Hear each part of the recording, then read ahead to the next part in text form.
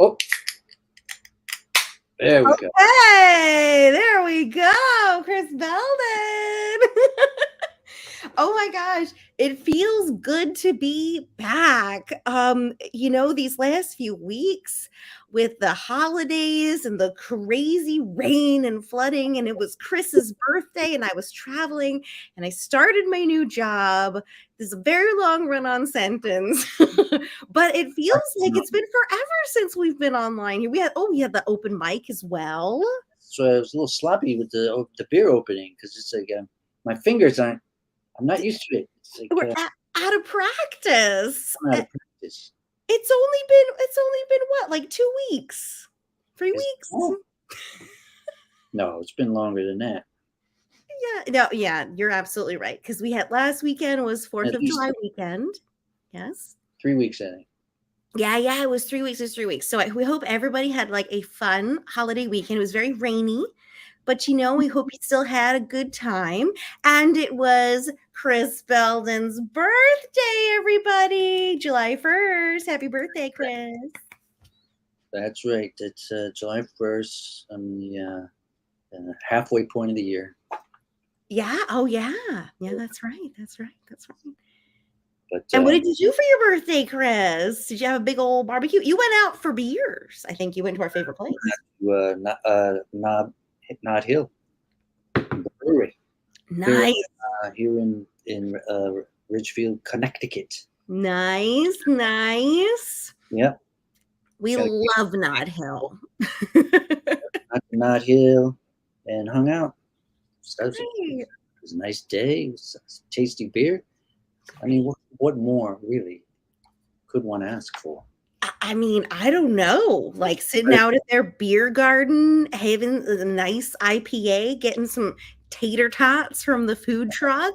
I think, the tater tots we got, I don't know, it was like 2 years ago.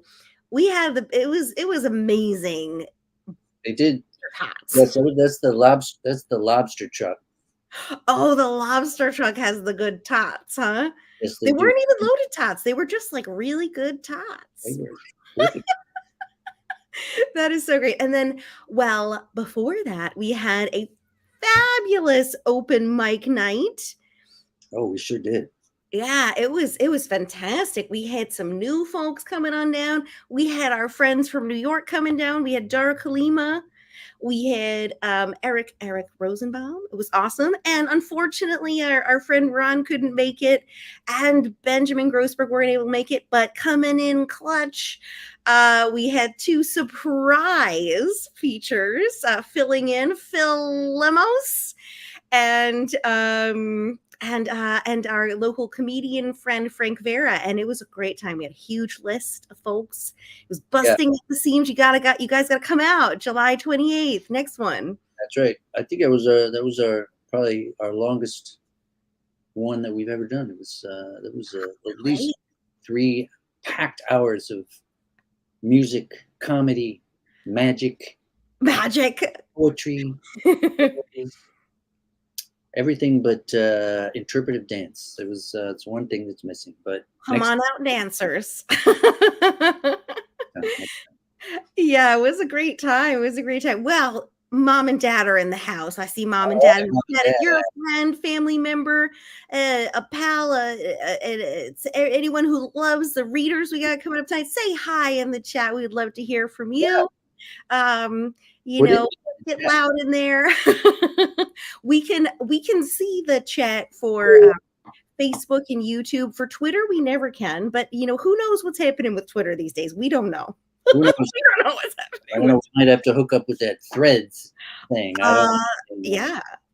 I think we need to get on board with Threads. Hey, Sarah Sleeper, good to see you. Sarah Sleeper, who's going to be with us in a couple of weeks. That's right, she will be. We are so excited. We are doing a summer little rewind remix. We're bringing back some of our dearest friends who have been on the show, but they haven't, updated us in a minute. And so we're so excited to have with us tonight on FUMFA 132, official welcome to FUMFA 132.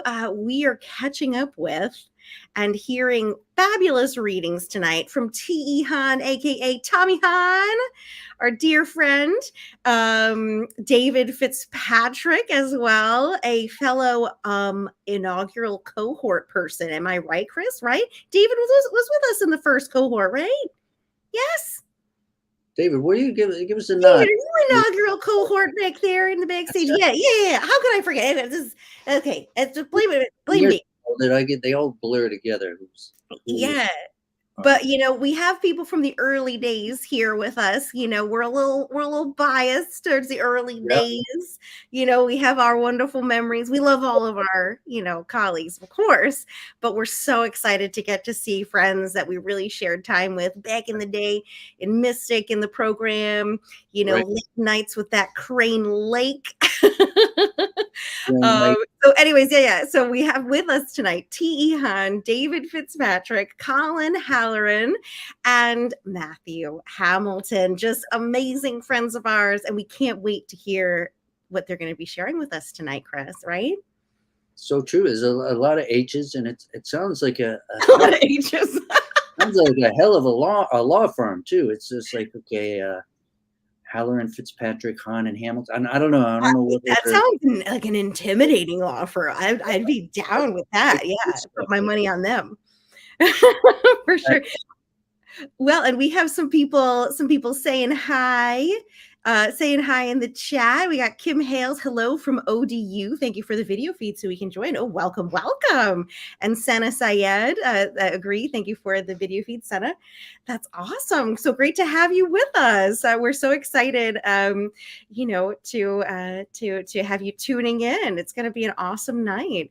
But Chris, before we get into our readings tonight, what do we have coming up soon? We have 2 weeks from tonight. We're going to be back here. That's the 23rd of July, and we're going to have some more FUMFA All Stars. Woo-hoo! Including the aforementioned Sarah Sleeper. Will be featuring from California. We're going to have Nick Kniddle coming back. Good old Nick, Susan Smith Daniels, and all the way from Mexico, Ruben T. Hazlett. Time, so that's going to be quite the combination.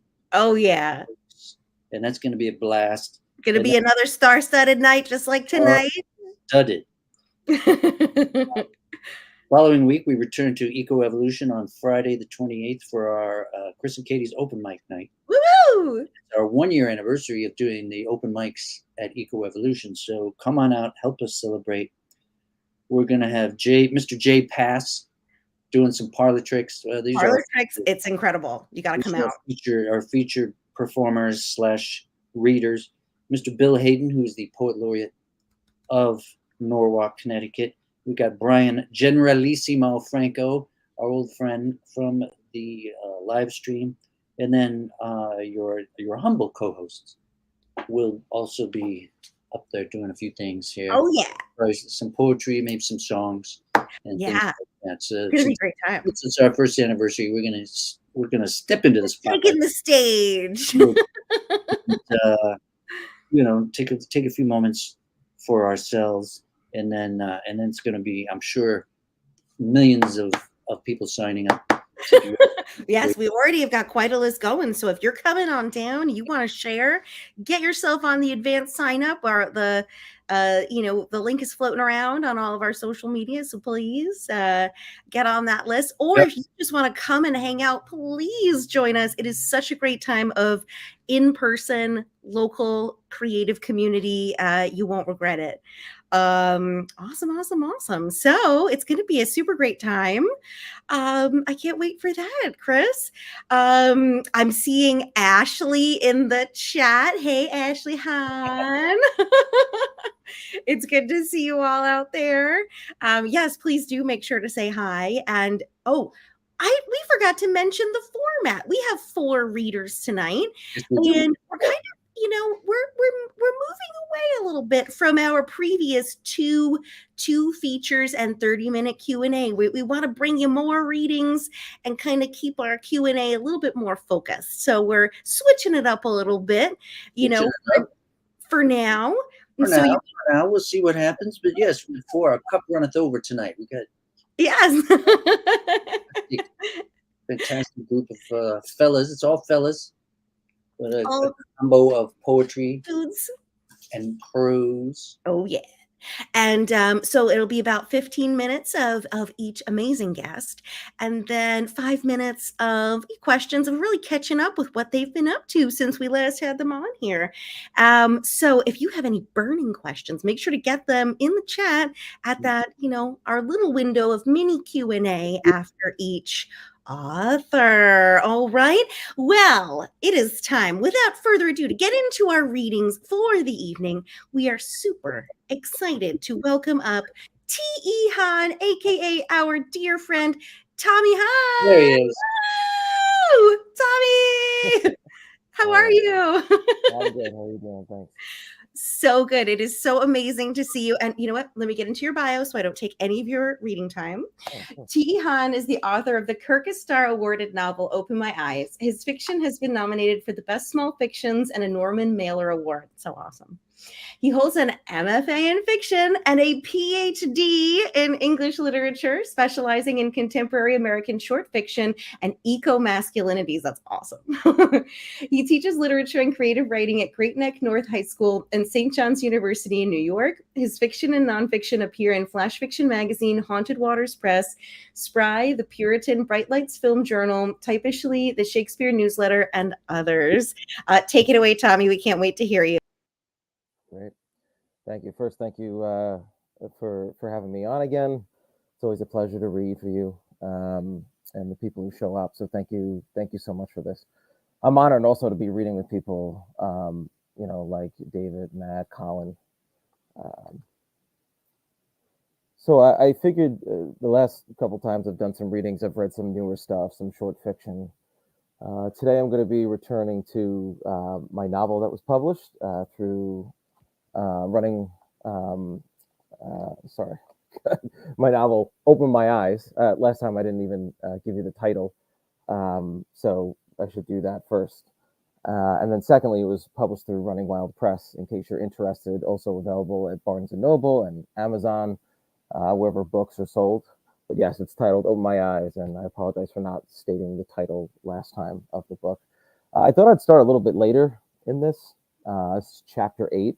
So just to give you a brief context of what I'm going to be reading. The story is essentially about a central character named Eddie, and his father died when he was younger, and his mother has kept him on a steady diet of antidepressants and other drugs to sort of what she thinks help him cope with the grief. And really the drugs just kind of have nasty side effects that affect him socially, personally, physically, psychologically. Eventually, he meets a girl named Elizabeth, who slowly kind of brings him out of this drug-induced stupor and helps him to find meaning and who he is and what he wants in life. This is chapter 8, and it is a moment when he goes on a date with Elizabeth, and they go to a movie to see a sort of horror movie, and we'll take it from there. One thing just worth noting before I read is Elizabeth doesn't really know that he's on any kind of drugs. He feels kind of ashamed of it, and Eddie doesn't really like to talk about the death of his father. This is chapter 8 from Open My Eyes. Here we go. Elizabeth zippered her jacket and moved next to me in the bustle of couples walking out of the movie theater and into the parking lot. It was scary. I don't want to go home, she said. What part scared you? I put my arm around her and pulled her into my body. The blood, the music, the murderer was the mom, everything. I laughed. It's not funny. She stopped walking and stared at me. I can't take those things seriously. When they say something is based on a true story before the movie starts, that's when I get a little worried.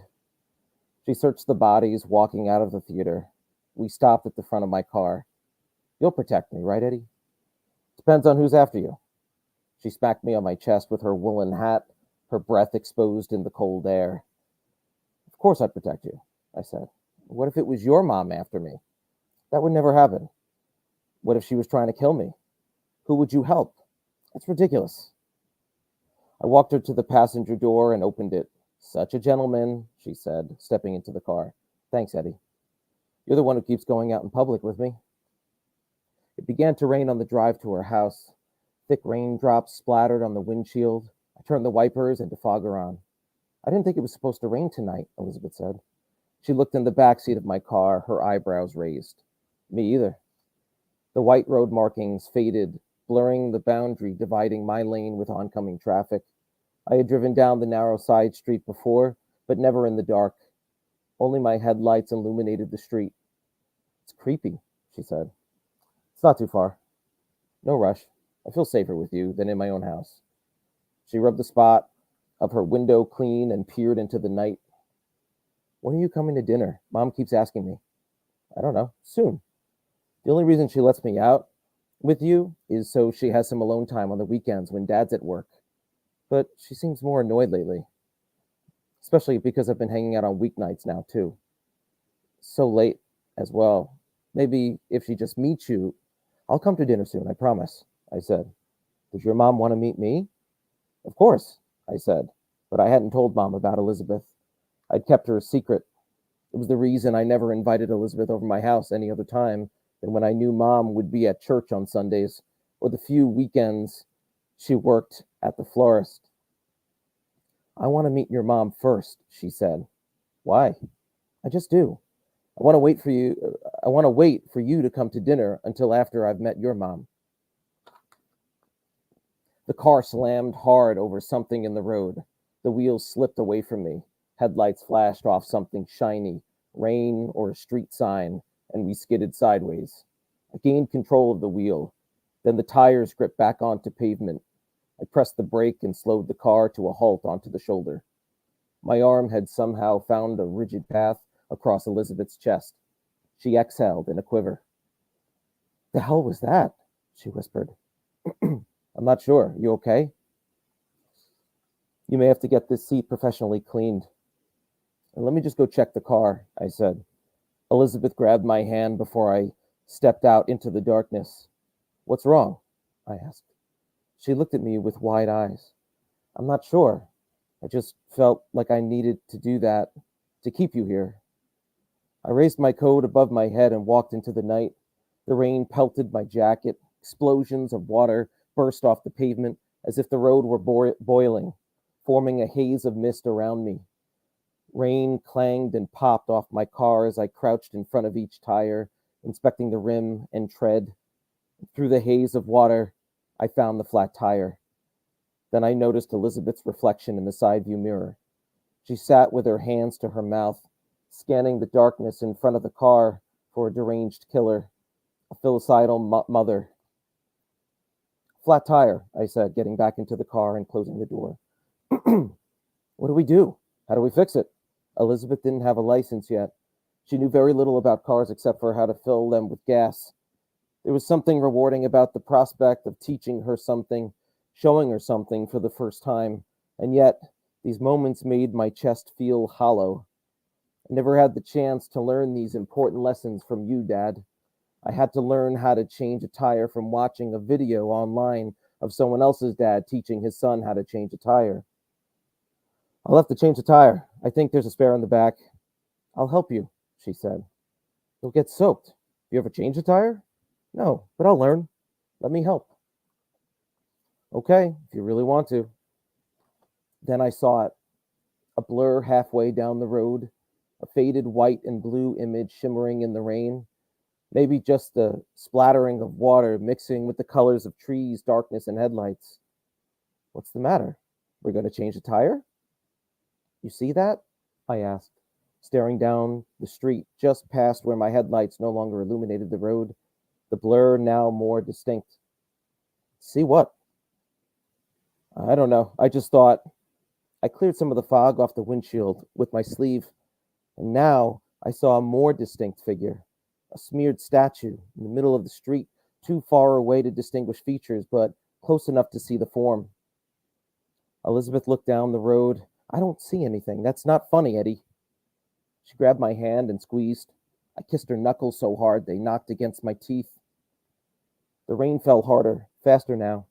I turned on my wipers, clearing away the rain and the figure. It was just rain, I said, not wanting to scare her any longer. Which was more distressing, the fear or the hope?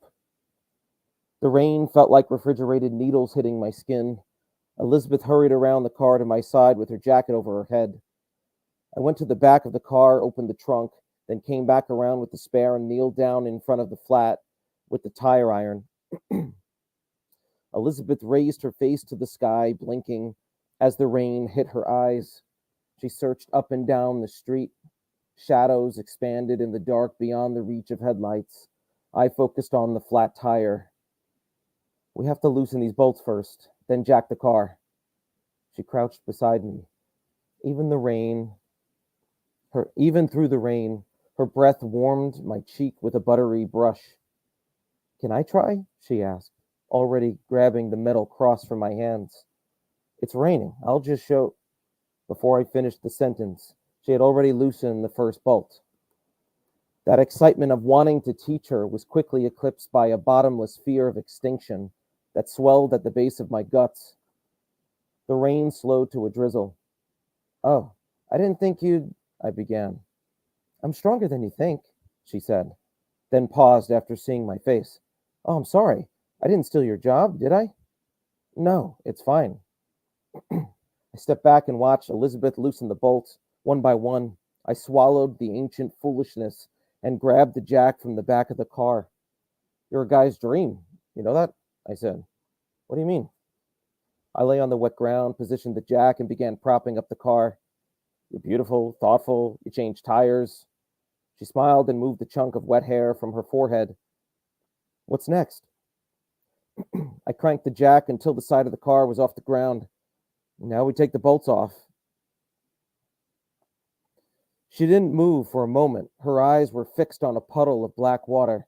The rain vanished. The chill remained. Eddie, when do you think you'll die? Like, how old do you think you'll be? Water rushed into a nearby street drain.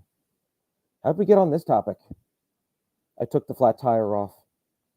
Think it'll be painful? You see that son's face when he was stabbed? We kneeled in prayer position next to each other on the quiet, wet street.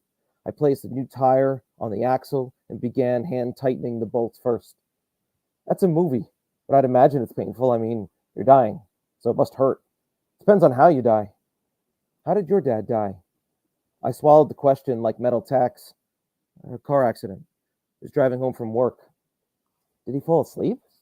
I don't know. My mom and I never really talked about it. We just kind of kept living. What did he look like? Brown hair, always wore a white t-shirt and blue jeans, had gray eyes. Like yours? I guess. I think his were lighter, like grayer.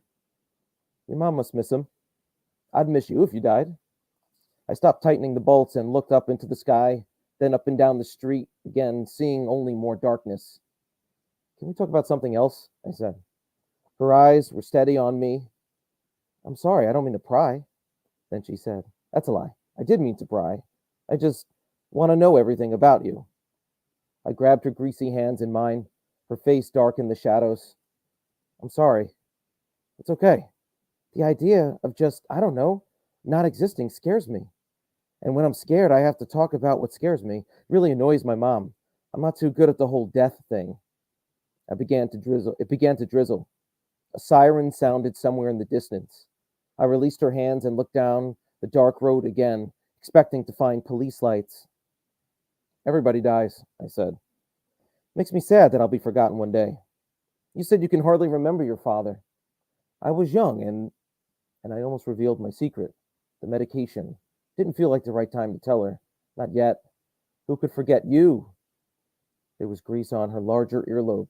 I didn't tell her. Why wouldn't they forget me? Some average girl from Farmingville, Long Island? My family barely remembers me. I won't forget you. I don't have any friends. My mom and I are, well, we don't really talk about normal stuff. You're all I have. With sudden clarity, I knew how Mom felt when she had uttered the very same phrase years ago. It wasn't entirely true, though. I had Mom too, but it didn't always feel like that way. It felt more like Mom had me more than I had her. Then Elizabeth kissed me.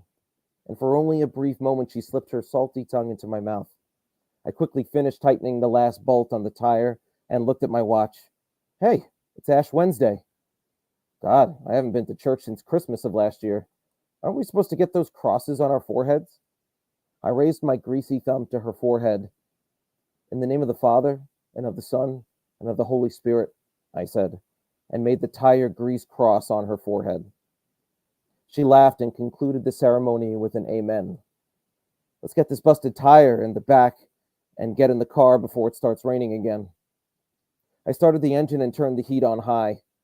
I have a towel in the back seat, I said, watching Elizabeth wipe rainwater from her face with her forearm. She was trembling.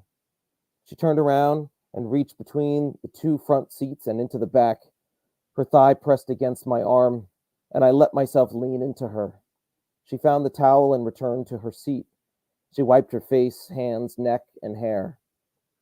A bead of rainwater ran down her jaw, curved under her chin, and vanished into the dark hollow of her chest. Here, dry yourself off. I only use this section. She placed the towel on my lap. Her hand lingered on my thigh for a moment, then slowly retreated. Thanks, I said. We caught each other in an awkward stare. Elizabeth, it's been... More silence. Then smiles. The car warmed. Go ahead, I said to her. She wanted to say something. Was it what I was thinking but couldn't feel? Was it the fear and the warm tingling rising with the heat in the car and the hypnotic hum of rain pattering against the windshield? Feeling bleeding back into my hands and feet and the rest of my body, and her chest-naive curves, crevices, and other pockets of unexplored darkness. My mind was shuffling through possibilities, but my chest remained cold, numb. She paused. Thank you for teaching me how to change a tire. We drove. I thought about Elizabeth's thigh, what shade of white it might be. I caught her staring at my unsteady hands, yet another side effect. I gripped the steering wheel tighter. There's a God, she said, a place we go after. I want to see you there. The words came from her mouth like a song sung during her childhood. I took my eyes off the road and looked at her, still digesting the words.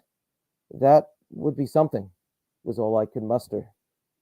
We arrived at her house, the neighborhood quiet and the air musty and misty. What were you really going to say before? I asked. I told you. No, you didn't. Well, what were you going to say? You didn't say what you were going to say either, she said. In case there is no heaven, she shifted her body closer and pressed her mouth to mine. There was a slip of her tongue again on my top lip, then much deeper into my mouth. My world spun, and she whispered something incomprehensible into my ear. Her tongue touched my teeth, tapping memories, years of loneliness and fear. I worried what she would find, what I would find between her chest and deeper into darkness, into my darkness, a hollow place, an afterglow of a childhood without a father. Her hand moved low. I shifted, she groaned. I moved, she moaned. I prayed for warmth, but found only cold. Is it me? She asked. But really she meant, it's me. No, Dad, it wasn't her, but the meds. It was Mom. It was even you. I'm cold, I said, the black grease cross luminous on her forehead. I'm numb, I said to the undefined shadows of my room, drinking my night dose with cold water, lying in an even colder bed. Did I speak the words? She was with me once, like grief, but you, Dad, never again. Thank you. Whoa, Tommy! Wow! How beautiful! Hey, I wish like I had you like in my head walking around all day. Just like yeah, but no one hears it, and I just feel better about everything. Just like cheering for all your accomplishments and It's so positive. It's okay. Thank you. There was a pill for that, you know. It was like a Katie pill, you know. Oh, Right. I wish that's so cute. Okay. Wow, Tommy, that was so powerful. And you write, write I love hearing from this, from this novel. You evoke these tender sort of like young love scenes, but with all of the complexity behind it, right? You have all of this sweetness and hope and romance and sensuality, but also all of evoking all of the kind of baggage that's coming with us, everything that makes us sort of feel afraid and worried and cold and messed up inside. And I think that was just so evocative and so powerful and so like fun too. So much tension, so there's the real tension of driving through a rainstorm. There's that danger, but of course there's this inner tension that's like, this tightly wrapped character. Yes. And in this situation, and he's just so fearful, and it's just like the whole time. Somebody said they're on the edge of their seat. It was probably you, Katie, but it's like that was me. You really are. Even after they get out of the car, and it's like okay, they're not going to run into a tree or into a ditch or something, but it's like all that rain. I felt wet the whole time. Right. Well, and then the tension between the characters, like what they're learning about each other, what they're feeling about each other, how they're held back by, the things that they're carrying. Death, yes. Death. The father, the ghost, basically the ghost of the father who's always there. There's a lot going on there, Tommy Hahn. So good. Well, as Ashley herself says, you always see what his words express. It's so engaging. Absolutely, Ashley. Absolutely. Well, we just have a few more moments with you, Tommy. We are dying to know. You are now Dr. T.E. Hahn. Tell us about how it feels to be done with your PhD. I'm exhausted. You must be. I'm so tired. Yeah, it was a long haul. 6 years, doing it part-time, teaching full-time, 2 kids, health issues and all that along the way. It was just a long journey. It was great. It was wonderful. I learned so much. Glad it's over. Yep. Yeah. This is the first summer actually I haven't been in school since like preschool. I was a preschool dropout. So since kindergarten technically. So yeah, it's like wild. You're done. Like you're ready to be done. And well, first of all, let's just for now, congratulate for now. So I get that itch again, But. Well, let us just congratulate you formally. Congratulations, Tommy. Thank you. That's really incredible. We know you've got your hands full and that you are taking some much needed rest from education. But what's a brewing in your writing? What are you cooking on? And in terms of what you're working on currently or recently? Yeah, I'm finally sending out some short stories that I'm hoping will eventually get published somewhere. But I'm working on a second novel. That's the bigger thing that I've been writing consistently. So so we'll see. Hopefully I'll be finished with the bulk of it by the end of the summer. Excellent, Tommy. Well, yeah, we heard a bit, I believe we heard a bit from that, if not from one of your more recent stories on the last time you were on the stream. It was fantastic. Oh yeah, that was a short story. That was a short story. Yeah, that's the one I worked on with Benjamin Percy helped me work on that one, which was awesome. So it was so good. Thank you. I appreciate that. Yeah, that one's got to get out there. We need that in print and in our hands. It's on the stream though, so people go watch. Go look it up. It's so good. Thanks. I'm trying. We'll see. It's tough, and then you wait, 6 months, and it's usually rejection. So. We know. It's a long process. It's true. You know how it goes. Yeah. After something gets published, you celebrate, you do your readings, it's all wonderful and you're so proud. But then, with the next thing, you get right back on that train at square one. Exactly. I hear you. Yep. I hear you. Well, Tommy, it's been an absolute pleasure to have you on tonight. So good to see you. So great to hear you reading live. And everybody go follow Tommy. If you haven't got an Open My Eyes yet, get out there and get it. And make sure to keep up with what he's up to. Thank you so much, T. Hahn. Thank you too. I really appreciate you inviting me back. Thank you. We love hanging out with you, Tommy. You're the best. All right. What an amazing start to the evening, Chris Belden. Yoloso, Katie Schneider. It's unbelievable. Tony Hahn back on the stream. Back on the stream, getting things started.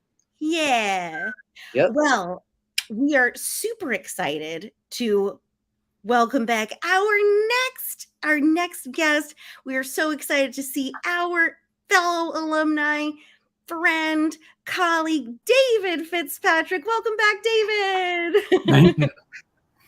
It is so good to see you, David. We had you on the show early, back in the day, back deep within the quarantine, and we just can't wait to hear what you've got to share with us tonight. Chris, can you introduce David? I would love to read David's bio. David Fitzpatrick. This is going to be in first person, so I'm gonna pretend to be David. I have a memoir. I'm not going to do this in first person. I can't. No, there's only one David. David has a memoir from HarperCollins called Sharp, My Story of Madness, Cutting, and How I Reclaimed My Life, published in 2012, and 2 YA novels from Running Wild Press /Rise, R-I-Z-E. One due out July 21, 2024, called Wolf Boy, followed in 2026-27, another novel called End Zone. Both are LGBTQ plus coming of age stories. Nice. That's David grew up in Guilford, Connecticut, graduated from Skidmore College, and got his MFA at where else? Fairfield University. David's wife, Amy Holmes, is a mental health advocate and photographer. They live near Middletown, Connecticut, with their furry critters. David's stories have been published in Perk, New Haven Review, Barely South Review, and Fiction Weekly, and Running Wild Press.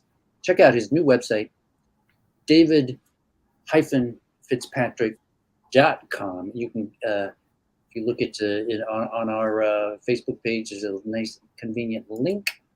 David, let's hear it. All right. Well, I just want to say that was a great reading by Tommy, and I enjoyed his book a lot too. This chapter is from Wolf Boy, and the chapter's title is Magical Potions. 2 days after Gracie brings wild and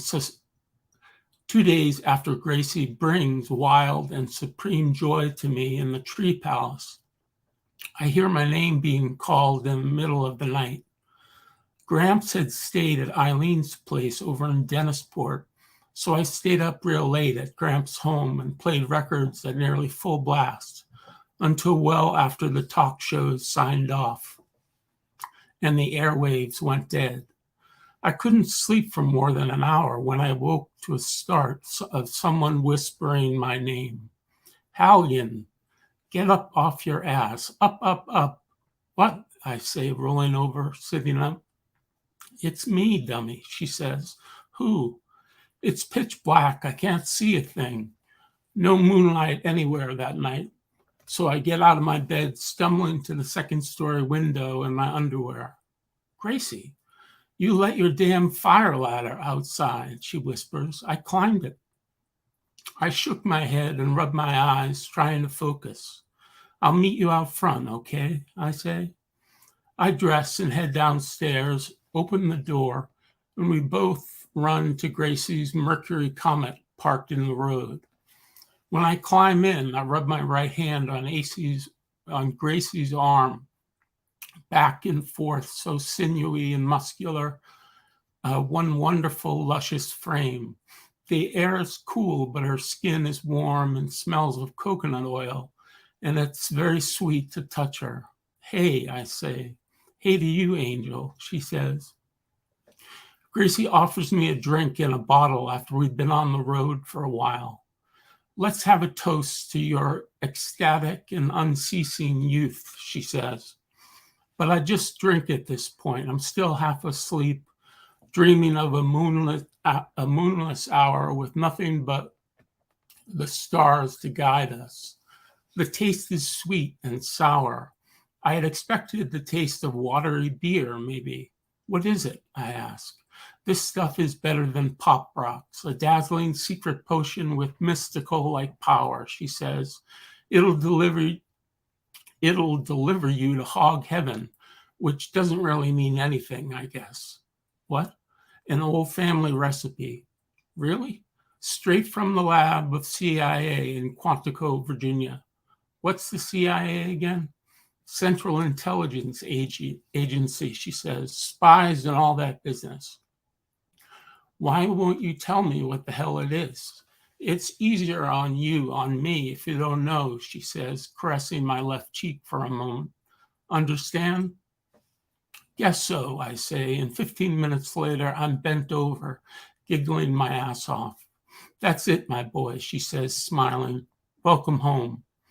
Before too long, the two of us admire the sunrise in Truro. The rising peach sphere paints the sky pink, silver, purple, strictly dynamic, wonderful hues. Gracie and I drink the potion all before 9 a.m. We stumble through the dunes and she kisses me and gently slides a wolf mask over my face. Something cheap she picked up at a Kmart in Hamden, Connecticut, she tells me. It's very itchy at first, and I feel aroused, psyched, and I growl, howl, and feel like I can become anything or anyone with that mask on. I feel so excited, so very pumped. My layers disintegrate. Most of my fears fall away, and hang-ups too. I find myself delighted with how far from my everyday life the secret mask and potion is taking me. With this magical, witchy woman by my side and the mask over my face, things blossom. Life itself sparkles, sizzles, and catches fire. You'll be safe behind this facade, Gracie whispers. You can be whoever you want to be, my friend. You promise? No one is going to stop you, Danny, Gracie says. Not even God. It feels like a new frontier tears open within me, and I hand my existence over to Gracie. My new Wonder Woman takes the keys. She has her cameras with her, as always, and she snaps photos of me lying naked on a blanket, or much later of me emerging from the outdoor shower at her cottage with a soppy wet wolf mask and excited as can be. What feels like a split second later, she starts reciting an Anne Sexton poem to me. She tells me about her favorite one called I Remember. As Gracie recites part of the poem, we're back on the sand and she's spinning and dancing, shaking all over, taking photos of me and laughing, and says, and what I remember best is that the door to your room was the door to mine. I love that one, Gracie, I say. Nothing quite stings like a raw Anne Sexton verse, she says, and spins around laughing some more. It's so hot inside the mask now, and they're spectacular too, the things I feel, see, and believe. I think of that term Randy likes to use frequently, transcendent. I'm alive in a way I've never been, something like tiptoeing along the third rail of a subway, with electricity pricking my soul. And now I can spring into action and explode into this new world, my very own rapidly expanding Milky Way. Gracie uses her old Pentax camera and a new Nikon that a Yale faculty sent to her. After a time, we get silly and laugh, and she poses me, flexing my biceps, sticking my tongue through the wolf boy mouth hole, mooning the camera, and doing flips and cartwheels in the sand. She snaps away, one shot after the next. I'm a rather goofy wolf, she proclaims that morning, and so she announces the title of her photos as they occur. Goofy wolf boy, mooning and giggling. Goofy wolf boy, drunk and sated. Goofy, super sexy wolf boy, saluting the universe. At one point, both of us shed our clothes, and she sits high on my chest, her bare, nubile body thrust in my face.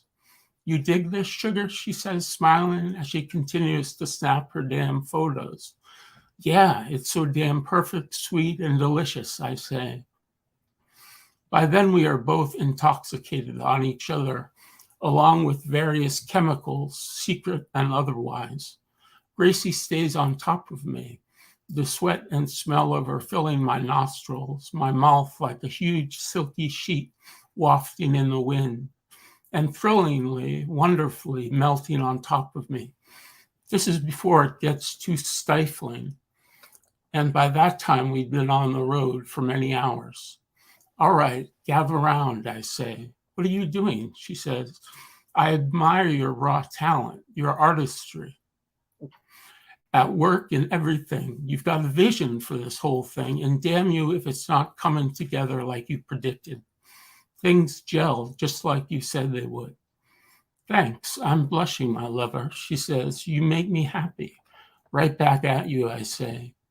My forehead's damp and it burns, and I like the heat, feel captured inside the mask.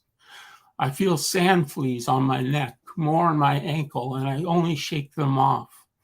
I go beyond any of the surface stuff, and I let Gracie pin my arms back in the sand, her two cameras now dangling around her neck like a fuzzy pair of dice. It's dirty, kinky inside my churning mind, and I like how Gracie controls me. I give her that blessing, the right for the entire season. I want to go for the grandest, most spectacular journey a young man from Limewood, Connecticut has ever undertaken. Like from now on, I sign myself away. It doesn't make sense to me, for I want to not only touch Gracie, but have her do me too somehow. I don't quite have the vocabulary or the mental picture exactly, so I whisper the first words that come to me. Deliver me, Gracie, I say, and she smiles and understands. Plenty of time for that later, she says. Stay untouched, wolf boy. I giggle nervously, not understanding, not fully comprehending, but somehow I know that's going to be my name this summer. I guess that's the most precise way of explaining Gracie Rose and my relationship with her. I didn't ever fully comprehend why she did anything, but I could never say no. That's it. David, that was incredible. I was swooning. It was steamy. It was just glorious. I'm like, I want a relationship like that. That was incredible. No, you don't. So lovely and gorgeous. Well, I mean, I was a little bit, I'm getting a little too personal with people now. But I mean, that joy, that excitement, you evoked it so beautifully. Thanks. And steamy. And the I don't know what was in that beverage that the CIA came up with, but wow, it's it felt very hallucinogenic, and yet like super grounded at the same time. It's like very, very it was real. 1979. So 1979. Yeah, Nice. I was going to ask you about what year it was, because I had a friend right about that time who had a Mercury comet, and oh wow, and I always remember that I love car. those. So you don't see those around anymore, but No. fantastic. Wow. Well, I just popped in the chat here a minute ago, and Sarah just made a comment related to this too, that T.E. Hahn and David Fitzpatrick are bringing the swoons, the romance, that youthful feeling of excitement and connection, and wow, it's so incredible, and also that hallucinogenic feeling while we're jumping from one moment to the next, yet we're grounded and we're moving with it. Really beautiful and so palpable. So nice. So Thanks. Yeah. Thanks. So David, you have 2 books coming out. These both from Running Wild Press, which is great. Our old friend Lisa over there, and YA. This is pretty high level YA. This is some YA. adult. YA is not the old. It's not your father's. No, it's not your father's YA. No. This is the upper end of the YA, of the adult YA. YA can be like super edgy and everything. So, but did you intend to write a YA novel? Did it occur to you partway through, and this might be a YA novel? Like, where'd that come from? Yeah, no, I just wrote it about 8 or 9 years, part of it 8 or 9 years ago. And then my agent, Rich, said, well, this might be YA, David. We can make it into YA. And I was like, can we do all this sexually and still be YA? That's right. And he said, yeah, everything's changed. So I love that, actually, because now everybody's going to enjoy reading this. Like, this is, all ages, can relate to these feelings, but I would want that to get into the hands of people who are like going through these sort of coming of age romances, where you're really exploring all of these things. I think that's perfect, actually. Yeah. It's a very interesting time for too, just considering what's going on in the country, Florida, whatever. I know. They're very scared. They're very scared by this kind of material. So I think the more of it there is, the better. Personally, Absolutely. Yeah, I know that Governor DeSantis guy is kind of scary. I don't know. You're on the edge there, David. You're part of the the leading edge of the YA, pushing the envelope in the YA. I think you're absolutely right. It's extremely important. We speaking to our humanity, speaking to our feelings, speaking to who we really are. There are so many people really trying to intimidate us out of it, trying to push certain religious beliefs on others or force them into it, and I think more than ever we need to testify to the fact that us as individuals, all of us out there, we exist, and we're not afraid to feel our feelings and to pursue our relationships, and we shouldn't be. I think shouldn't be afraid to be free and experience all of that joyfully. So, David, that is so wonderful. Yeah. What? Go ahead. Oh no, I had a really great editor, Cody Sisko, and he kind of he saw this book that was there, 6 years ago, and then he said, you can't show this to young kids, especially LGBTQ kids, because this will you have to be more supportive. You have to show more love toward that. So anyway, it was very eye-opening to hear that from someone. And then I actually called my agent, and he's like, it's the way of the world, David. You got to join it. It's time to be writing this way, Right, and so right. it was very helpful to get all these voices that helped steady me as I wrote the book. And it worked out pretty well, I think. So, David, that's awesome. Well, and it's great to hear. It's great to hear that, that tidbit, and it's working out, and it's going to be out there from Running Wild Press. right. That is so exciting, David. David, do you live close enough to come down to our open mic? We'll email it. I live just far enough not to be able to make it down. No. We would. I have a tremor from all my medications that I've been taking. So at any open mic, my hands are like this. So I need a steady iPad, So I got you. Please don't worry. We're always trying to get people down there, but we are just thrilled to have you with us tonight. We have a million more questions. Everybody follow David Fitzpatrick, get his book Sharp, and watch for these incredible books coming out from Running Wild Press. David, thank you so much for being with us tonight. Thanks, guys. I appreciate it. Oh, yes, we love you, David. Chris, we got so much love tonight. Isn't it amazing? I know, and I'm just so happy everybody's being productive. Yes. He got not one but two books coming out in the next few years, and so he's going for it, and makes me happy. It really does. It really does. Oh gosh, I'd love to hear more about that publishing process. We'll get in touch. Well, yeah, he'll be back. He'll be back. He'll be back. All right. Well, moving on with our evening, we have yet another amazing alumni friend to welcome back. We're so excited to welcome back Colin Halloran. Hey, Colin. Halloran. Oh my goodness, we have stream inception in the background there. I love it. Yeah, that's well. I've got kind of a live studio audience here, so we're. Oh, he has it right. He has the live audience. Oh, yeah. So we're watching everybody up on the big screen. So sweet. That's Colin, cool. That is the coolest thing. I am so thrilled. Anyways, I could talk forever. I'm so excited to see you.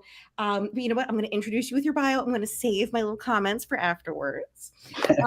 Colin D. Halloran comes to us tonight live from Old Dominion University, where he is looking to advance the field of geopoetics and pursuing a PhD in literary and cultural studies. That is awesome, Colin. Congratulations.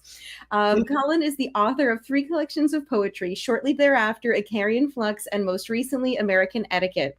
He has had many essays and a single short story published in various journals, anthologies, and collections over the years. Colin has led creative writing workshops for veterans around the country, and much of his research focuses on using the arts to heal individual and collective trauma. He currently resides in Montgomery, Alabama. We can't wait to hear you too, Colin. Take it away. Thanks. Thank you so much. I'm going to do something a little bit.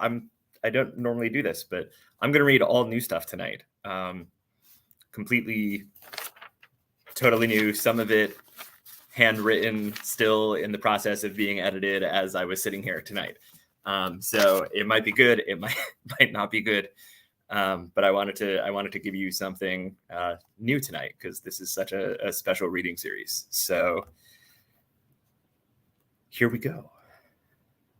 As a boy, the Lord's Prayer awed me. To speak the words, to feel, to belong, to know that all these people's daddies died too.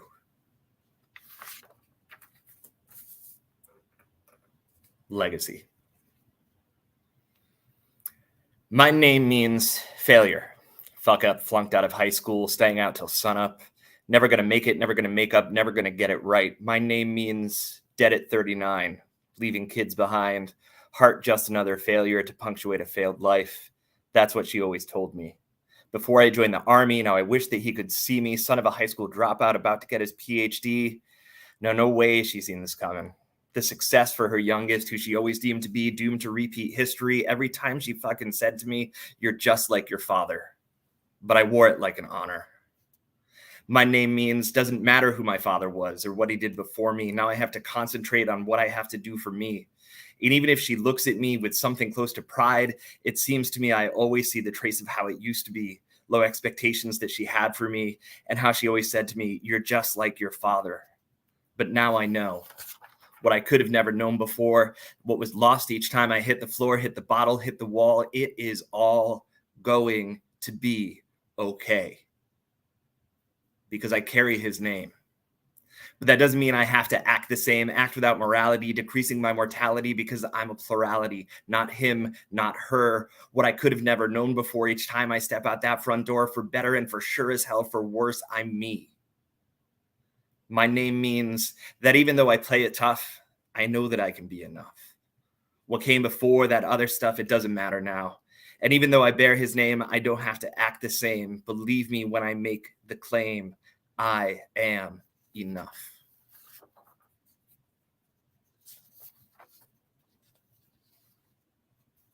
Invisible rebellion.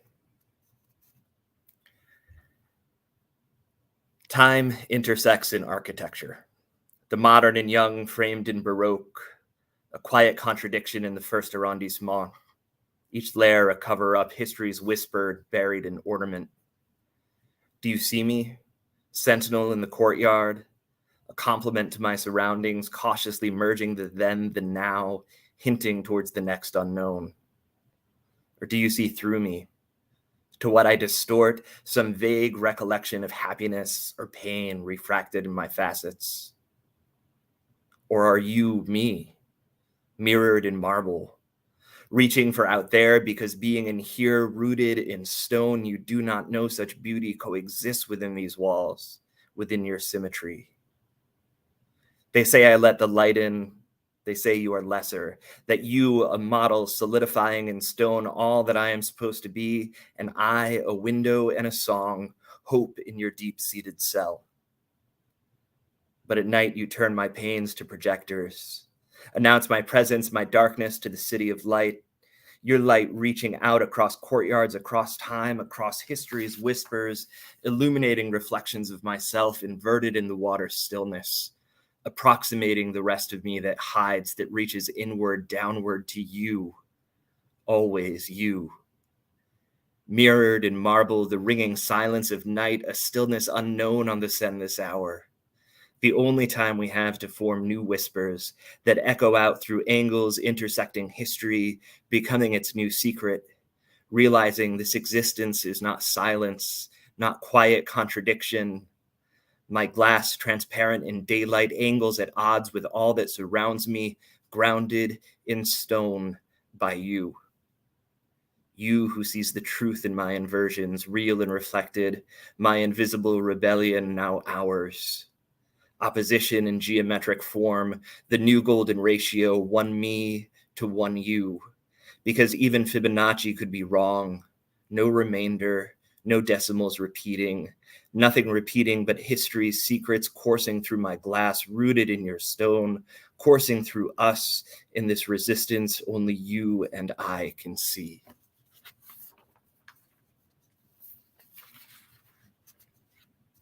Magellan. I take comfort in knowing the world is round. Every step you take as you walk away brings you one step closer to me.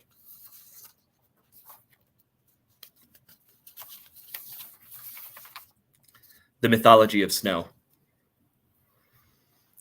Do you know how hard it is to follow the flight of a single flake released from some unseen start, meandering among millions to its final place of rest, identity receding once more into the anonymity of oneness?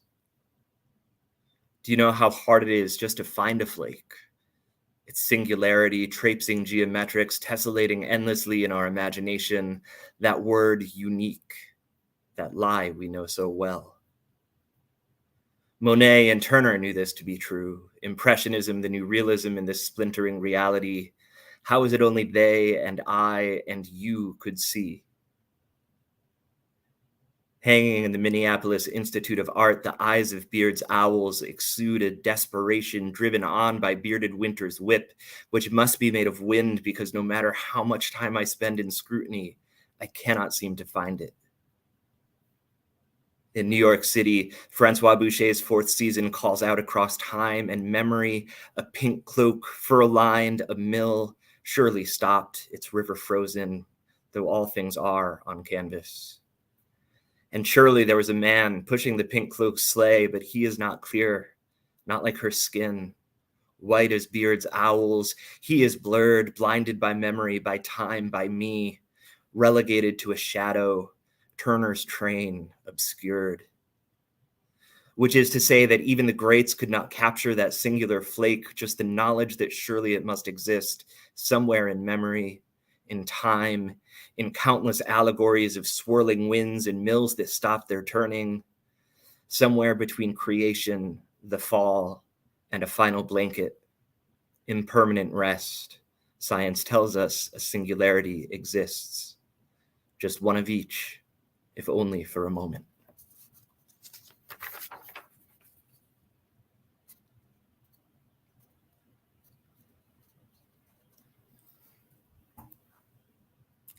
When you jumped the fence, into the orchard and out of your grief, you said it just might be time for fireworks. That hillside where you first said you loved me, surrounded by strangers' peach trees, the sound in sight, The way you throw your head back and laugh as we cruise down the Merritt. The way our rainy Sunday afternoons made me question every other day's forecast. And I wish I could write this in the present tense. But our story fell victim to the grammar of time.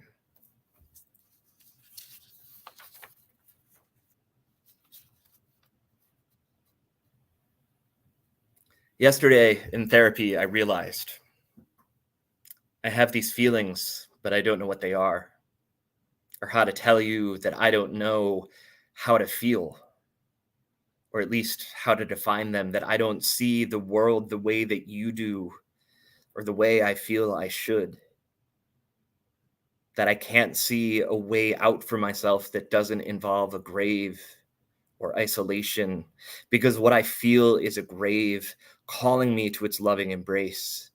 But I know that's not how feelings are supposed to work. But I don't know how they should.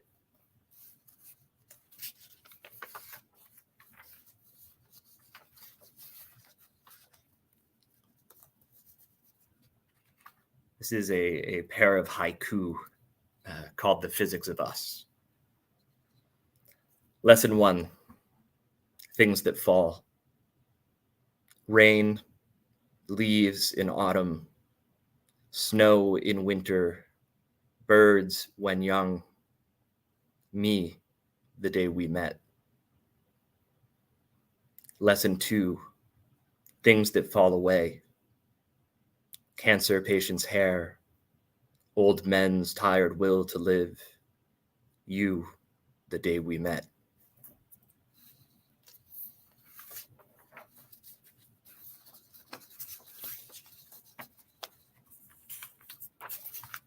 Posthumous insomniac.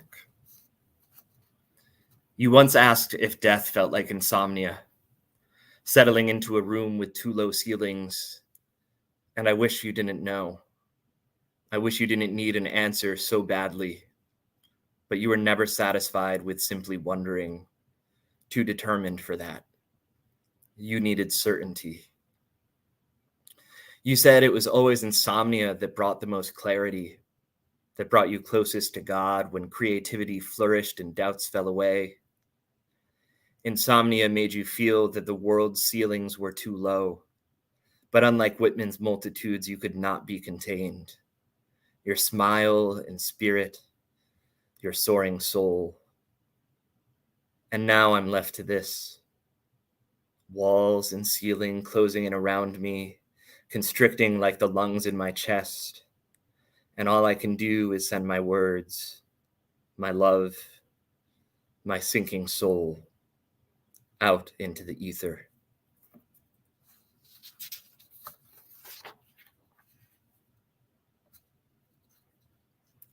Let me be there, your rock like the one we thought was a seal off St. Mary's by the sea. Let me be there when the world makes you think you're crazy, mad, unable to stand on your own. Let me be there to tell you you can. You can be crazy. You can stand on your own. But let me be there if you choose not to. Choose me to be there, your rock, constant. Choose me to open up to crash your frustrations up against like so many waves on the jetty we use to block the wind, to light our cigarettes. Choose me and let me. Let me be vulnerable. Let me open myself to you as I never dreamed I could. Let me bear my being to you and let yours be born to me. Choose to be me and let me be you.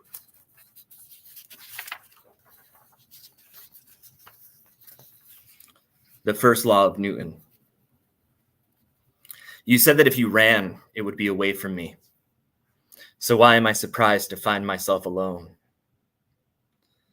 Was it the if that I believed, clinging to linguistic hope, the lack of certainty found in when? It's not that I don't trust you, that I didn't believe you or didn't want to. It's more that I believed in us, in sunsets on the sound, in sea glass found in shadows, your feet just below the surface as you raced for a balloon to save the seagulls. But certainty is still lacking. This love is all unknowns, and I cling desperately to if. So wrap my heart in concertina wire, so the harder you hold it, the more it's like to bleed. Then maybe you'll absorb me. And when you run, it's clear you will. You'll have no choice but to bring me with you. The second law of Newton. Met with the silence of my unanswered questions still hanging in the air, I attempt to answer for you. Imagine what you might have said. It was as real as anything else. And now I'm seeking ghosts. Anything that isn't there. More questions I cannot bear to answer, because if us, was as real as everything around me, I need to live in illusion.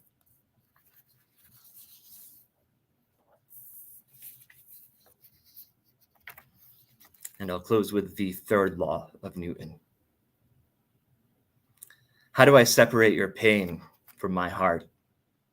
My words from your desires, my desires from your thoughts. The weight and flutter unfelt for so long, a simultaneous undoing, weight and weightlessness all at once. But I question the way the universe seems balanced, complete, a realm of matching pieces. Is my being weightless your weight? Your pain transferred and transcribed, heavy as my words, my desires, your thoughts? This is the trouble with balance, with understanding, with knowing each piece must have its inverse. Where some see puzzles, I see contradiction, completion, fear. I doubt. Not because I want to, not because I doubt you, but because I doubt myself, my words, my desires. Thank you. Colin! Oh my God. Those were so powerful, poignant, and just absolutely wonderful. What a treat to hear brand new stuff. Thanks. I mean, we Yes. always know that there is, power and emotional intensity, and just absolute beauty coming from you. And what we absolutely heard all of that in these poems. Wow. I put so many quotes in the chat here. I drowned the chat in quotes. Every single one, and it's wonderful to hear these newer poems from the reflections of Colin. I feel like I'm catching up a little bit on your poetic reflections and experiences. I hear a lot of Connecticut scenery, which is very exciting to me. Yep. And I especially love that poem about that's really speaking sort of about who you are. You're saying what my name is failure. It's very painful, but it's incredibly powerful, and we kind of have this little history of Colin in that as well. Just incredible reading tonight, Colin. Thank you so much. Yeah, Thank you. we're very honored that you're reading new stuff. I hope it felt good to you. It felt good on this end. Yeah, it did. And I appreciate so much this, right? This is such a safe space for me. Like, I love you guys. And I know that this is a place that I can bring new work that hasn't seen the light of day before. Like I said, some of that was written in the last 2 days. Amazing. And it's just, and I've been sitting here editing everything for the last few days. I think it's very exciting to read new things. I would always try to read new stuff. If people would say, no, you should read something it's totally slick. It's all this stuff. Saying, but the new stuff just feels, it's so close, and it's just fun to do it like that. And then you get this sort of instant sense of like, does this work? Does this not work? Yeah. I think that's fantastic. So I'm very happy you did that. We love it. We love it, Colin. And the old stuff is all available in the books, right? That's right. It is. If people want the old stuff, they can get the old stuff. They can find it. I wanted to give you the new stuff. Absolutely. Well, everybody, make sure you've gone out there and you've gotten all of your Colin D. Halloran amazing books of poetry, really beautiful and powerful poems. And we've got some new stuff on the way. But Colin, I'm just dying to ask you.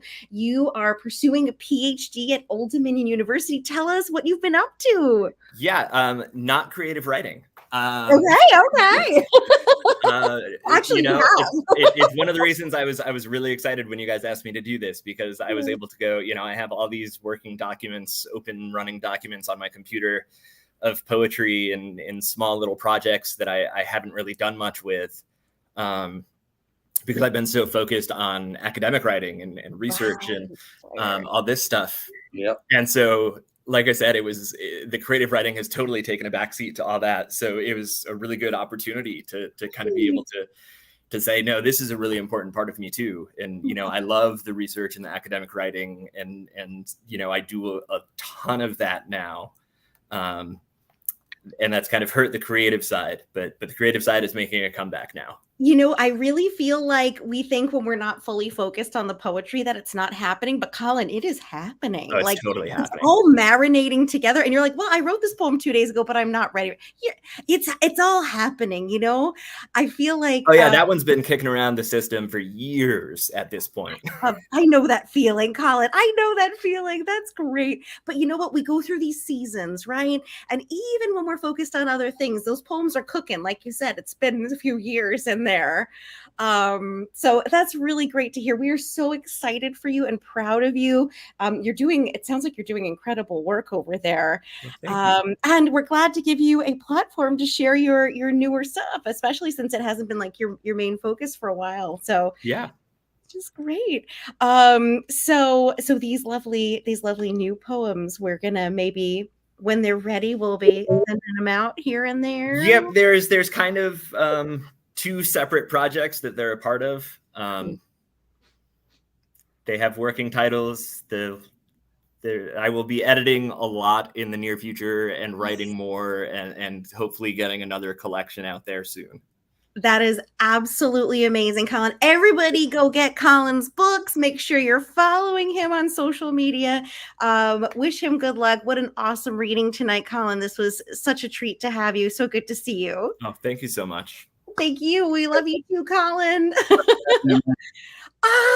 This is our alumni friends. Our friends are just out there killing it, Chris. They're just killing it. They're on fire. Oh, absolutely amazing. Absolutely amazing. Well, we have one more incredible writer, colleague, friend of ours, fellow alum, to bring to you this evening. So without further ado, let's welcome up Matthew Hamilton. Hey, Matthew. Good to see you. Hello, everyone. How are you doing this evening? I'm doing all right. And hope everyone's doing well. Yes, absolutely. It's so good to have you back. It's so good to see all of you and everyone tonight. Colin, Chris Bellman. Chris. Sorry, Chris. Colin and I, Colin, Matthew and I share this. Oh, yeah. But my beard's longer. Oh, hey, there you go. Matthew, I'm going to read your bio. Matthew Hamilton holds a Master of Fine Arts from where else? Fairfield University. His books and poems have appeared in a variety of national and international journals, including Atticus Review, Noctua Review, Burnt Bridge, Boston Literary Magazine, and many, many, many, many, many, many more. His chapbook, The Land of the Four Rivers, published by Cervina Barva Press, was nominated for a 2013 Pushcart Prize and won the 2013 Best Poetry Book from Peace Corps Writers. Wishing Tree, his powerful novel about the 1915 Armenian genocide, was published in 2020 by Winter Goose, and he's currently working on his second novel. What are we going to get tonight, Matthew? We're going to get poetry, prose, both? Both. The first is the novel that I'm currently working on. It's just 2 pages of it. And then I'm going to read a few poems. Excellent. All right, take it away. All right. So the novel I'm working on, the title is The Daughter of God. The morning had turned cold when she left for the cafe. It was early December, the air sharp, unusual for Tehran this time of year. She adjusted her hijab, which flowed red like warrior's blood, folded her arms across her chest, and walked east on Azadi Street. She held something inexplicable in her narrow and determined green eyes. An Israeli woman in her early 20s. She stood just over 5 feet. Her wide lens glasses gave her a bug-like appearance. Her drab skin disclosed homelessness. No one took notice of her, including General Shahab Shabazi, a senior commander of the Islamic Revolutionary Guard Corps, as she walked into the cafe and took a table near the bar. She placed the black bag at her feet and ordered a coffee from a tall, skinny server with sweaty hands and a shy smile. Anything else, the server asked? Without looking at the young man, the woman tapped a small silver spoon across the brim of the coffee cup.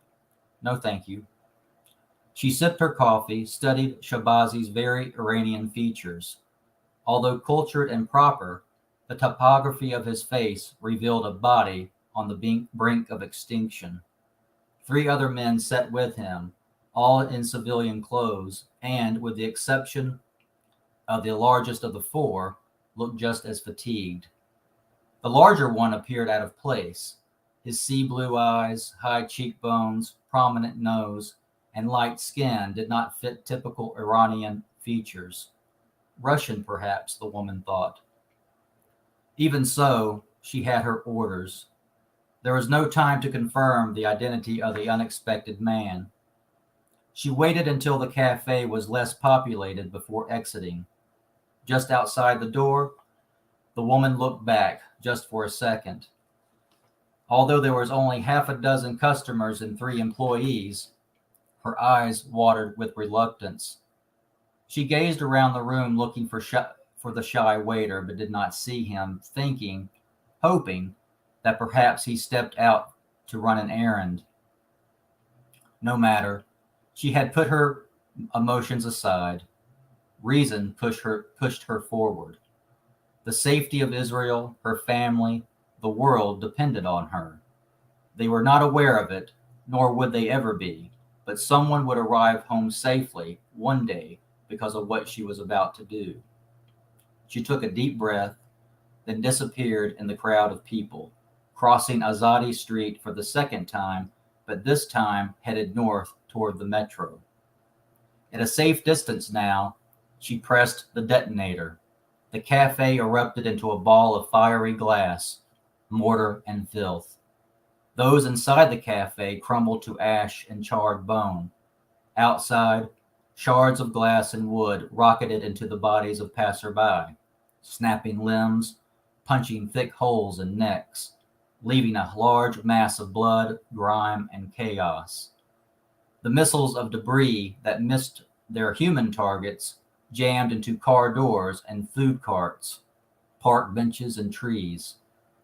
She tossed the detonator in a trash can, slipped inside a train car, then headed north, away from the city. The woman's name was Batya, in Hebrew, the daughter of God, a newly recruited assassin for the Institute, better known internationally as Mossad.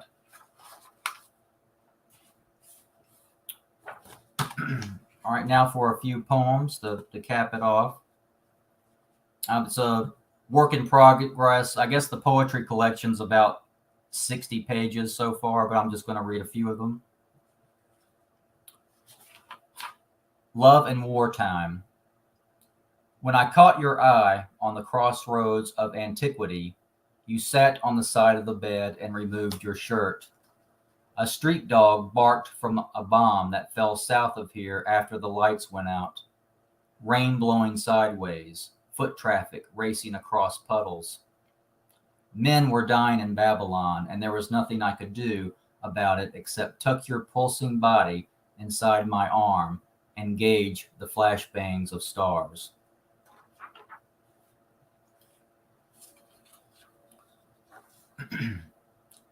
True stories of naked and afraid. Shackled together, they move as fast as humanly possible across the James River to escape repression. black naked legs beaten from sun up to sundown, unless a full moon. Then they were beaten till morning. A nest of birds in the deep woods teach them to sing America. My wife's hand, lovely enough to be written into a song, rests safely on my lap. Riding across Robert E. Lee Memorial Bridge, I realized that, not long ago, sitting together on a bus would have been criminal.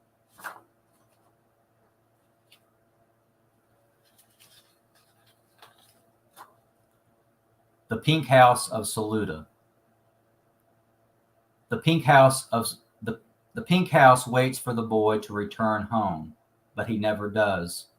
His scent, carried by a hot breeze, travels the dry grass of a cruel summer. The air smells like thick blood at the root of a bent hickory tree in Saluda, South Carolina, where a farmer discovers the swollen body hanging with his arms up like a kasbah, the jaw biting down hard on cultural naivety. The boy's mother hides a piece of her son's rib in a box made from the tree that took his life. But trees do not murder people. Besides, this one stacked 3 cords high behind a shack waiting to burn.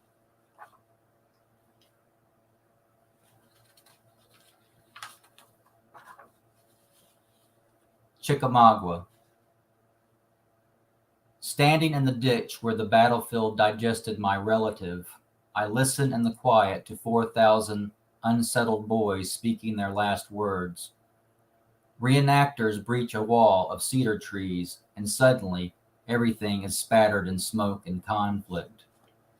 I peel back the fat of a rotten stump, dark as the terrified eye of a slave, expecting to find a bullet, a button, a finger bone of my dead relative, or an answer to why he fought. As the sun goes down over the battlefield, his voice rises from the ground like moist heat accepting the bone-dry shouts of a lost cause.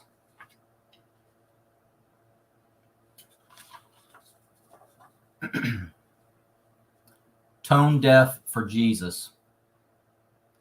My wife is in the kitchen singing, "Lead me with strong hands, stand up when I can't.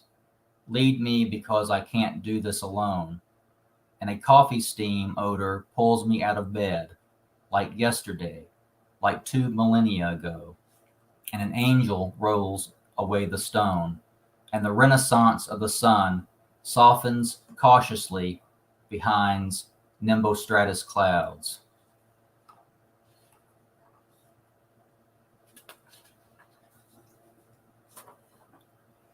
Mass shooting.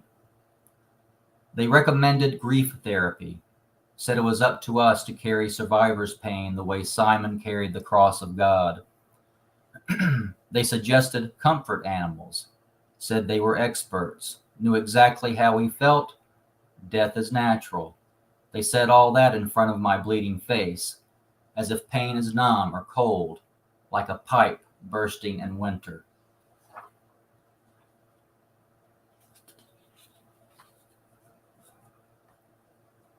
The Gospel according to Matthew. A stand of trees visible from my office window. Morning snow parachutes from a Christmas sky. A male cardinal bulges a bow-colored breast.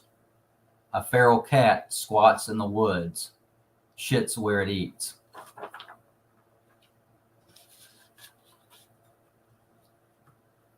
And my last poem for the evening.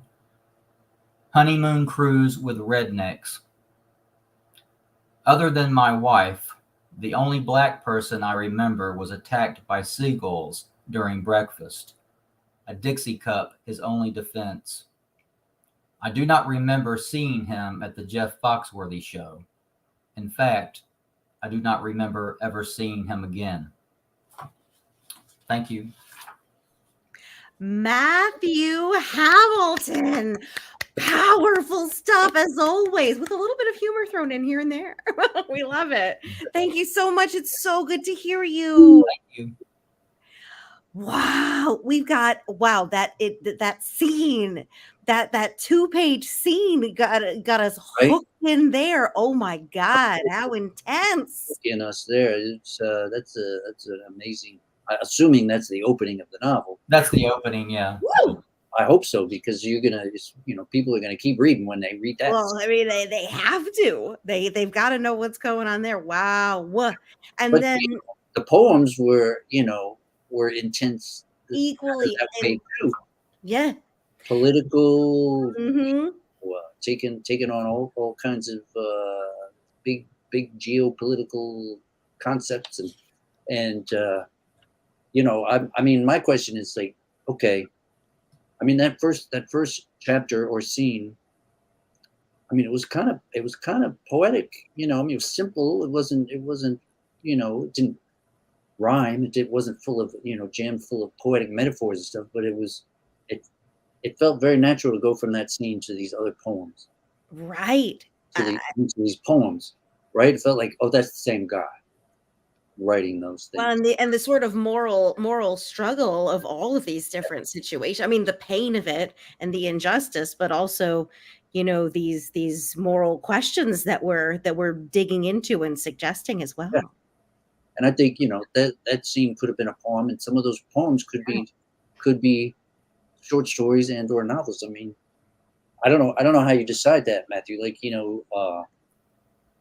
Well, I know that's a poem. Boom, that's it. Yeah, well, I just start. Really, I just start writing, and I love that. piece it together as I go along. I don't.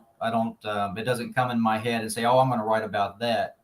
I mean, I guess to some degree it does, but I really don't know what I'm going to write down until I write it down, if that makes any sense. It does make sense. And actually, I love that, because so much of the time we're like stopping ourselves before we even start and like trying to shape something that doesn't even really exist yet. And I guess sometimes maybe you need to do that. But I think when you've got the urge and you've got that flow, you've got the inspiration, just go for it. You'll make all these other decisions later. I like that, Matthew. Right. So write first, edit later. Like, yes. Sure. Yeah. Exactly. So, Matthew, you are working on poems. You are working on this novel in progress. How is the novel coming? How far along are you with it? It's about 235 pages. Awesome. So as you obviously can tell, it's one of those thriller espionage type novels. So right. Typically those run 100,000 words or more. So that's going to be probably, when I'm finished, probably 400 pages. Amazing, Matthew. That is so cool. Go ahead. Sorry, Chris. You're well in there, Yeah. So it's coming along. I haven't worked on it in a while, but I'm trying to slowly get back into it. Yeah. Well, I hope I hope all of these fabulous comments and the encouraging energy you have coming your way will help push you along here. We need to know what happens in the story. We need to have that book in our hands. Yeah, I don't even know what happens yet. I mean, I have 235 pages in, but I don't know what happens. All right. The ending. I don't know the Keep ending. Keep it cooking, Matthew. So I'm just excited as you are to find out what happens. All right. Feeling exciting. It's really great to see you all tonight, and everybody sort of, we've all cycled through this, if you have a book out there, if you have any publications out there, sort of cycled through this process of thinking of writing, then getting deep into the writing, finishing, sending it out, that whole cycle. So it's great to hear that, all of you are really kind of moving through that at a different stage. And, how about the poems? Are these single poems? Are you sending them out? Are you pulling together a manuscript, or? All of that. Yeah. I haven't sent out any poems in a long time. None of the ones I read tonight, except for Chickamauga. That was that. I think that one was published. Nice. But the others haven't been. But I'm slowly working on that, and a full-length manuscript. Nice. So I'm not sure when I'll be finished with it, but hopefully hopefully soon, but we'll see. Has Excellent. it been harder to get into this stuff since the pandemic's kind of lifted, or has there been any difference? Because we were all shut up and shut in, and Yeah. For some people that made it easier to write. Some people have struggled, but Well, the other direction. I was only shut in for a couple of weeks, so at the time I was working at the Richmond City Sheriff's Office, so I was only on furlough for about a week and a half. Right. Oh, okay.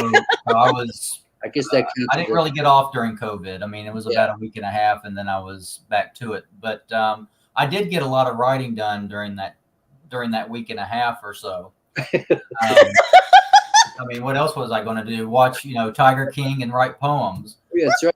So, like everybody was doing. So That's it, Matthew. That's I mean, I never would have watched Tiger King ever had not been for COVID. I mean, well, I think we can all identify with that. Yes. I mean, yeah, we played the board games. We, played cards. We did. What else are we gonna do? Oh, Tiger King's on, so let's watch that. Right. So. That's so great. Well, that's such a great perspective, Matthew, because so many of our friends were like, for 2 years, my life was like, and you're like, well, I had an amazing 10 days. Yeah. Well, that is so funny. It was a great 10 days off, paid 10 days off. So that was nice. That is so great. Right? You're an essential worker. Yeah. Absolutely. Of course, poets are essential workers too. Oh, well, of course, that's right. All right, well, we are going to wrap up for the evening. I see that T.E. Hahn and Colin Halloran are still backstage. We told them they could head off, so I think David logged off, but if you're willing to pop back on screen just to say goodnight to everyone, we're happy to have. All right, let's get everybody back. All right, so David is Please. signed off, but we love you, David. Thank you so much, T.E. Hahn, David Fitzpatrick, Colin Halloran, Matthew Hamilton, for being with us tonight. You were all amazing, and we're so excited for everything you've got going on. Thank you so much to our audience. Make sure you're following all of our friends here and you get all their books. It's just such a treat to have you. Thank you so much for joining us this evening. Well, thanks for having us. Thank you so much for having us. Yeah, thanks. This was great. Thank you so much. So good to see you. And we'll see you back online in 2 weeks. And everybody sign up for that open mic. All right. Good night, everyone. Thank you.